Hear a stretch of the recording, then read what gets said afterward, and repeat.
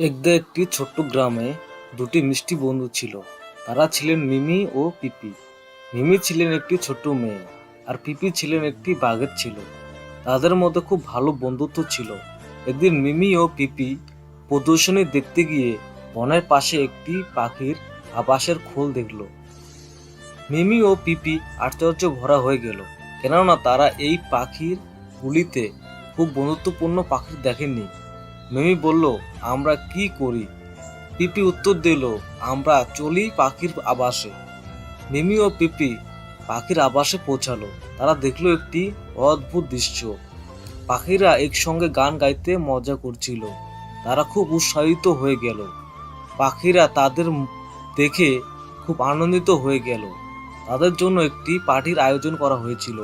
মিমি ও পিপি পার্টিতে খুব মজা করলো এবং পাখিরা তাদের খুব স্বাগত করলো। পার্টি শেষে পাখিরা মিমি ও পিপির কাছে বলল, তোমরা আমাদের সাথে এত মজা করলে ধন্যবাদ। তোমাদেরকে আমাদের বনে সবচেয়ে ভালো বন্ধু হিসেবে গ্রহণ করতে চাই। মিমি ও পিপি খুব খুশি হয়ে উত্তর দিল, আমরা আমাদের বনে সবচেয়ে ভালো বন্ধু হতে চাই। এবং তারা একসঙ্গে আরো মজা করতে বনের দিকে ফিরে চলে গেল।